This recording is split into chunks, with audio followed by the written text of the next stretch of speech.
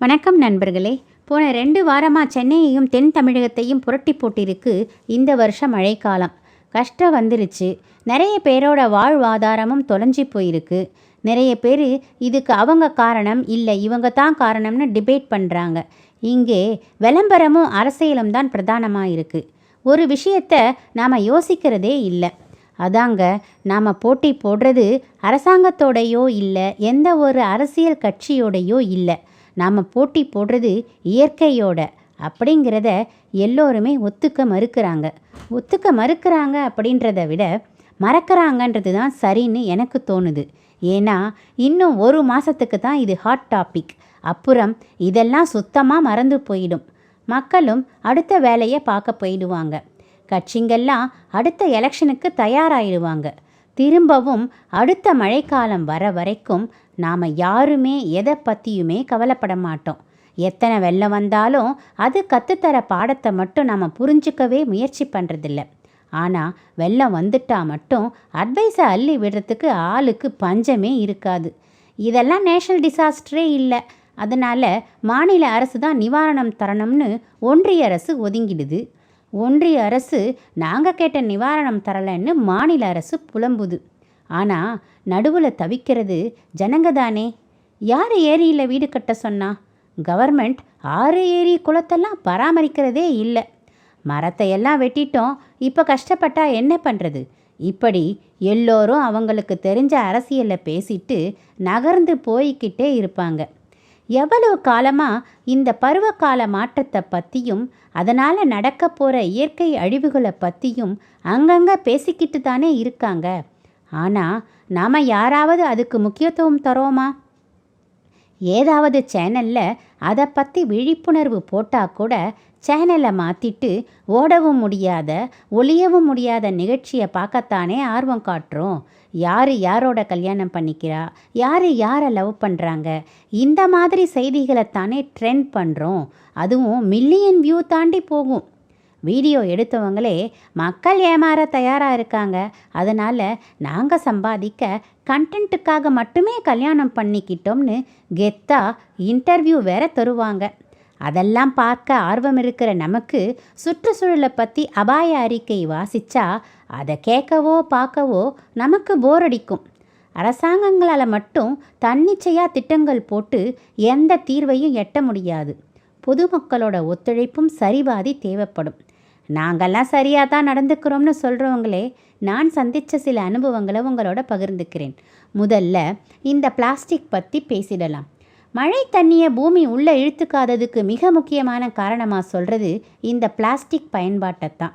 Government இப்போ ஓரளவுக்கு கட்டுப்பாடெல்லாம் கொண்டு வந்திருந்தாலும் நாம் திருந்தாத வரைக்கும் இங்கே எதுவுமே மாறப்போகிறதில்லை.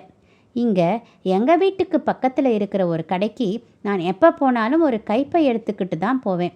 பிளாஸ்டிக் பை கிடையாது, துணிப்பை. அப்படி கடைக்கு போகும்போது என் வாய் சும்மா இருக்காது. கடைக்கு வர மற்ற கஸ்டமர்ஸ் கிட்ட ஏன் நீங்கள் பொருள் வாங்கிட்டு போக ஏதாவது துணிப்பை எடுத்துக்கிட்டு வந்தால் இந்த பிளாஸ்டிக் பையை அவாய்ட் பண்ணலாமில்ல அப்படின்னு கேட்டால் சிரிச்சுக்கிட்டே குப்பை எடுத்து போட இந்த பிளாஸ்டிக் பை தான் வேணும்னு சொல்லிட்டு நகர்ந்து போகிறாங்க. சரின்னு கடைக்காரர்கிட்ட நீங்கள் ஏன் இந்த பிளாஸ்டிக் பையை யூஸ் பண்ணுறீங்க, நீங்கள் கொடுக்கறதுனால தானே அவங்க வாங்குறாங்கன்னு கேட்டேன். அதுக்கு அவர், நான் இப்போ இந்த பிளாஸ்டிக் பையில் பொருள் போட்டு தரலைன்னா அவங்க என் கடைக்கே வரமாட்டாங்க, வேறு கடைக்கு போயிடுவாங்க.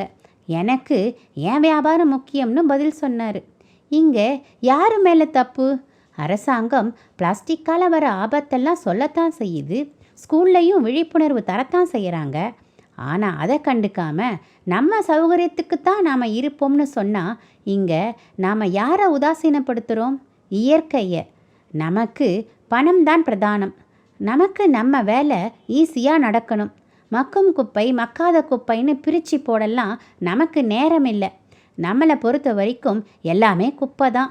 அது நம்ம வீட்டை விட்டு வெளியே போயிடணும், அவ்வளவுதான். அதுக்கப்புறம் எல்லாம் கவர்மெண்ட்டு தான் பார்த்துக்கணும். நீங்கள் வெளியே போடுற குப்பையை ஆராய்ஞ்சு மக்காத குப்பையெல்லாம் அவங்க தான் தனித்தனியாக பிரித்து எடுக்கணும். ஏன்னா அதுக்கு தானே நம்ம ஓட்டு போட்டோம். என்னம்மா ஒரே குப்பை கதையாக சொல்கிறேன்னு கேட்குறீங்களா? இங்கே தானே எல்லா பிரச்சனையும் ஆரம்பிக்குது. அதனால் வேறு வழி இல்லை. இந்த குப்பை கதையை பேசித்தான் ஆகணும். நம்ம ஒரு வீட்டில் இருக்கிற குப்பையை மக்கும் குப்பை மக்காத குப்பைன்னு பிரித்து கொடுத்துட்டா அவங்களுக்கும் அவங்க வேலை கொஞ்சம் ஈஸியாக இருக்கும் இல்லையா? நம்ம ஒரு வீட்டு குப்பை பையே அவ்வளவு நாற்றமாக இருந்துச்சுன்னா ஊர் குப்பை முழுசும் இருக்கிற இடம் எப்படி இருக்கும்? அந்த இடத்துல குப்பையை பிரித்து எடுக்கிறது எவ்வளவு கஷ்டம். அப்போது அவங்க அந்த வேலையை சரியாக செய்ய முடியுமா? நம்ம ஒரு வீட்டில் செய்ய வேண்டியதையே சரியாக செய்யலைன்னா அவங்கள நம்ம எப்படி குறை சொல்ல முடியும்? அங்கங்கே கால்வாய்களை பெரும்பாலும் அடைச்சிருக்கிறது இந்த பிளாஸ்டிக் குப்பைங்க தான். ஆறுகள் வழியாக அடிச்சுக்கிட்டு போய் கடலை பாழாக்கிறதும் இந்த குப்பை தானே. கடலை மட்டும் இல்லை, அதில் இருக்கிற ஜீவராசிகளையும் இந்த பிளாஸ்டிக் குப்பைங்க பாதிக்குது. நான் நிறைய பேரை பார்த்துருக்கேன். குப்பை பையை குப்பை தொட்டியில் போடக்கூட அவங்களுக்கு நேரம் இல்லை. அப்படியே போகிற போக்கில் ரோடு ஓரத்தில் வீசிட்டு போயிடுவாங்க. ஆனால் நாம் தான் மற்றவங்கள குறை சொல்லுவோம். ஆத்தோரத்தில் வீடு கட்டிட்டாங்க, ஏரியில் வீடு கட்டிட்டாங்க, அதனால தான் வெள்ளம், வீட்டில் தண்ணி அப்படின்னு. அதுக்காக நீர்நிலைகளை ஆக்கிரமித்து வீடு கட்டுறதெல்லாம் சரின்னு நான் சொல்ல வரல. அதுவும் கண்டிப்பாக தப்பு தான். ஆனால் நம்மால் மாற்றிக்கக்கூடிய சின்ன சின்ன விஷயங்களை நாம் மாற்றிக்க முயற்சி பண்ணலாமே. இந்த வாரம் நாம் மாற்றிக்க வேண்டிய விஷயம்னு சிம்பிளாக நான் சொன்னது 2 விஷயம்தான். ஒன்று, பிளாஸ்டிக் பையை கடையில் கொடுத்தாலும் வாங்காதீங்க. கடைக்கு போகும்போது நீங்கள் துணிப்பையை கொண்டு போங்க. 2வது, வீட்டில் போடுற குப்பையை வகைப்படுத்துங்க. மக்கிற குப்பை மக்காத குப்பைன்னு தனித்தனி பையில் போட்டு டிஸ்போஸ் பண்ணுங்க.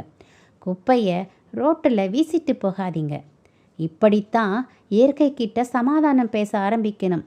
வேற என்னெல்லாம் நாம் மாற்றிக்க முயற்சி பண்ணணும்னு அடுத்த வாரம் பேசலாம் சகாக்களே.